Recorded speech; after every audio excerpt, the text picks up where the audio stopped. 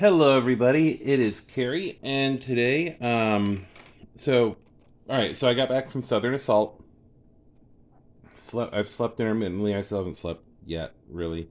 But there were two products that Fortress Miniatures is going to start carrying exclusively.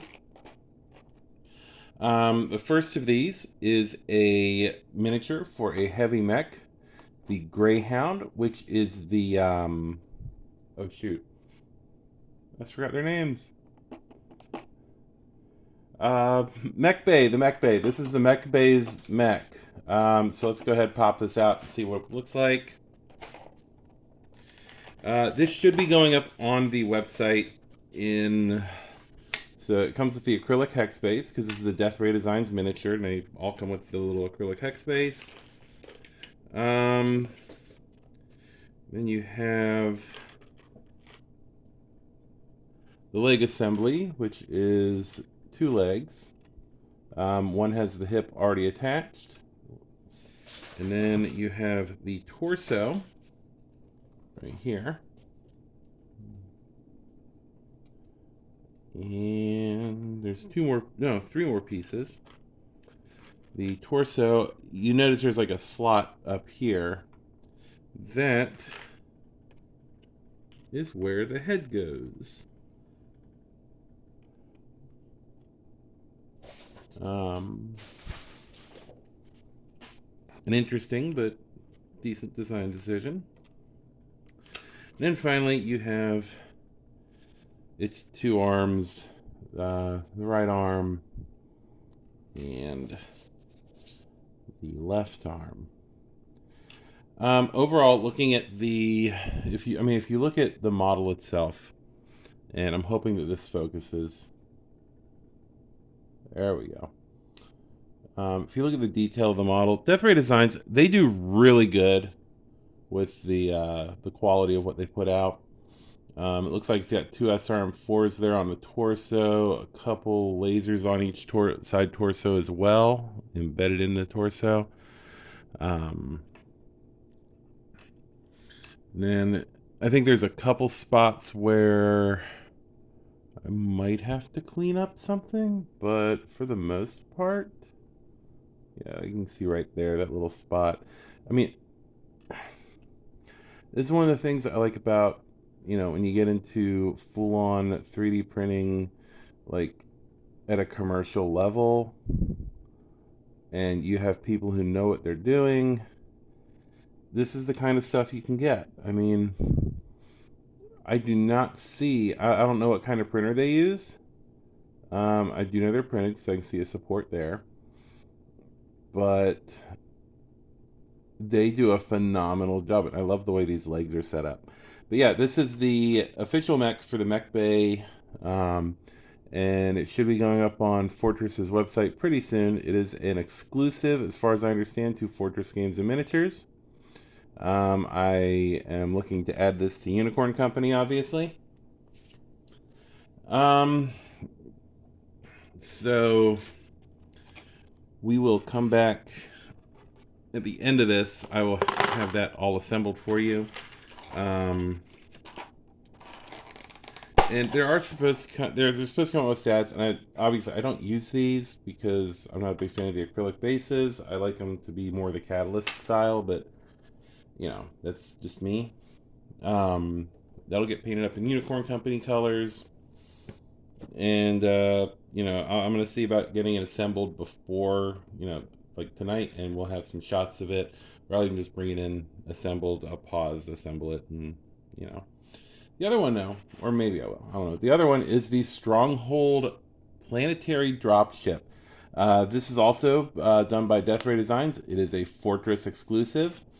This should be going up on their web store in the next few days. And as you can see, it's very nondescript packaging. This is similar to the Fortress that Catalyst had put out, and I think they stopped making, Iron Metals. It is map scale. It is not. What am I thinking of here? It is not. Shoot. We will put that right there. It is not mech scale. It is map scale. So we start off with, we'll just remove that. It looks like all the weapons that go on the outside of the hull, as well as the bottom plate. And you can see here, it's got the little, excuse me, if you get in really close, you can see the little imperfections in there where all the supports were. But because that part's going to be facing inside on the body, it looks like, that's what you're looking at as far as your details. This is the important part. And I mean, that's stellar. I do not see, I don't see any print lines. I don't know what kind of printer they're using, but this is amazing. I mean, this is super, super high quality. You have 4 landing struts, and unlike the Catalyst dropship or the actual Fortress, these are one piece, so they just slot right in and glue, which I'm sure makes it way easier. We got 1, 2, 3, right here, and 4. And of course, I'm not feeling any weird tackiness or anything to the resin. Ooh, that's hefty. Okay. And then, now, if any of you have ever assembled the Fortress, you will know that the Fortress is, how do I put this? The Fortress is a bit of a nightmare to work with because it is, come on, brain, work with me.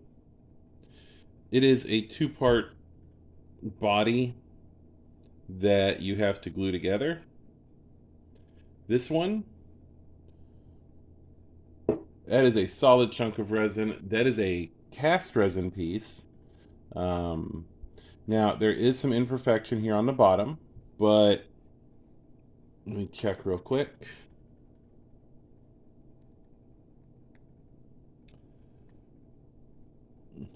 Once you have that on there, and secured all the way around, obviously, you might need some trimming here. But yeah, a little bit of cleanup, a little bit of trimming. That'll go on there. The weapons, as you can see, they're ball and socket. And this has all these beautiful ball and socket setups for it. It does have 1, 2, 3, 4, 5. Oh shoot, it's gonna be hard to tell. All right, so we'll start here. Are they numbered or anything? No. All right, so 1, 2, 3, 4, 5, 6. Keeping my thumb in that hole. 7, 8, 9, 10, 11, 12. 12 spots, and each of these comes with 1, 2, 3, 4, 5, 6, 7, 8. And I don't see anywhere that I missed. Possible, but because you got 1, 2,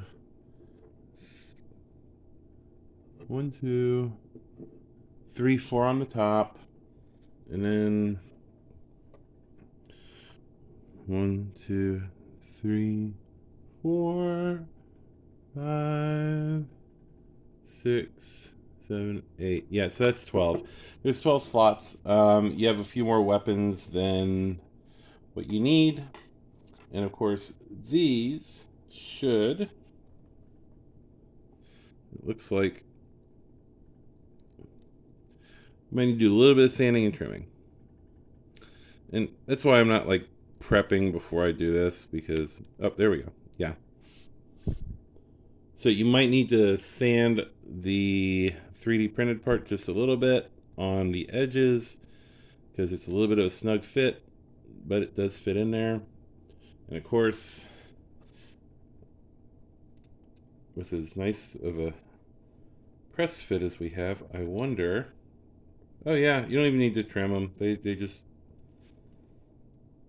slide right in. Let's make sure they're all pressed in properly. Yeah, they fit right in. They press right in. So this is map scale. It is not mech scale, which I wish it was mech scale because I would love some mech scale dropships. I'm going to pause this for a moment and we're going to see what the Greyhound looks like assembled. So give me 1 second. You know what? So far, all I've done is glued on the head. Okay, so that's like 2 seconds, right? I'm going to see how long it takes to assemble this miniature. So, oh, I do not want an arm yet. We are going to start. It's 10:54 into the thing. I have hold of the leg. And we'll start putting glue on it and we'll see how long it takes to assemble this model. I have gone and cleaned up the 2 little pieces that needed to be cleaned. It took me all about 10 seconds. So we're gonna set these legs down here and you'll notice it'll stand on its own, which is really nice. Then we'll grab the torso, and torso, everything looks clean on it. I apologize, I'm not doing this in view, but it's really awkward the way I have this all set up. But as you can see, there's the legs. I'm attaching arm number 1 now. The right arm. I don't know why I'm calling it arm number 1.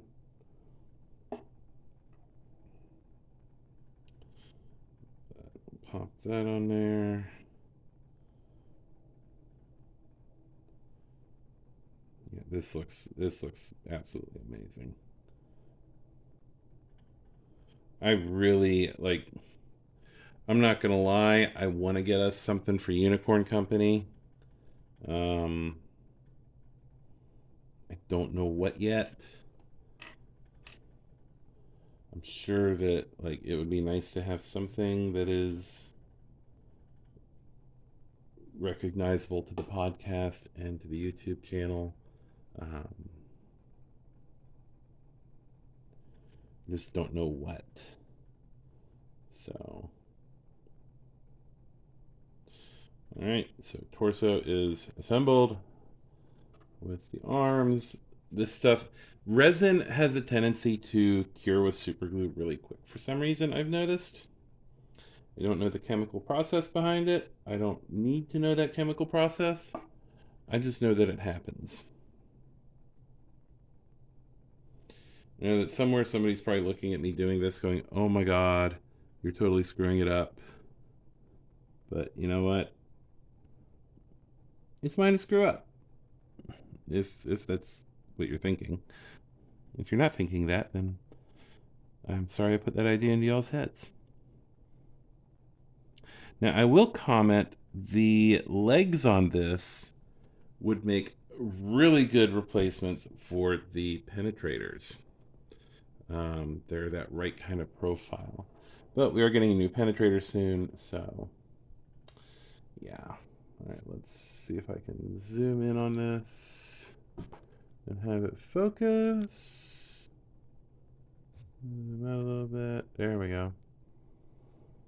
All right, so this is falling over. Okay, it pretty much stands on its own once you have it built. It does need to have a hex space, obviously. I plan on gluing it to a resin hex space that I print, because resin hex spaces are awesome. I will not be assembling the Stronghold, although as you have seen, the thing pretty much just goes right together. It's about the size of a baseball. In fact, I have a little bit of experience with baseball, and I can tell you right now, this, wow, that's really zoomed in still, isn't it? This is about the size of a baseball. I mean, if you really wanted to, for some reason, you could chuck this with a lot of speed. It is heavy. This is at least this is a lot of resin. Um, I don't know the retail. Okay, so on the I lost his little card. On the Greyhound, the retail on that, or at least the price that it was sold for at the event, was $15. I don't remember the retail on this. I didn't think to ask. I didn't think I was going to review it. Shoot. But it, I would assume it's going to retail for at least 40, maybe more. Here's what I would suggest. Check the Fortress Miniatures and Games site sometime this November. Um, they should have these in stock. I can't be quoted on the price, so I would say it's going to be probably better than, it's going to be comparable, if not better than the price for the Fortress. Um, it just the way that works. And like I said, everything comes beautifully packaged. It is, you know, all in. It's you're not fighting this to put it together with two clamshell pieces. It's just there. It's one big piece. You're done. And then you glue on the bottom, you glue on the landing struts and all your weapons, whichever ones you choose, and you go back your way. And I mean, I don't think anybody's ever gonna, nobody's ever gonna bother you about what kind of weapons you pick for it, because it's not canon. It's I'm sure somebody will, but it's because people can be, well, people are people, quite unfortunately. So, I will have a video covering Southern Assault sometime this week. And it was an awesome event. I really appreciate everyone involved. And there was a ton of prize support. It was absolutely amazing. Um, so, yeah. Uh, if you can get out next year, please do. It is a wonderful event. We had 54 people, I want to say. Um, I don't. I can't fact check it at the moment, but I do know that he mentioned it was as far as he knows, it's the largest BattleTech event that's been run in recent history. So yeah, I mean, I don't know what else to say. Other than this is Carrie signing off. Y'all have a great day, great evening, great whatever it is where you are, and keep your eyes out for an episode about the tournament soon.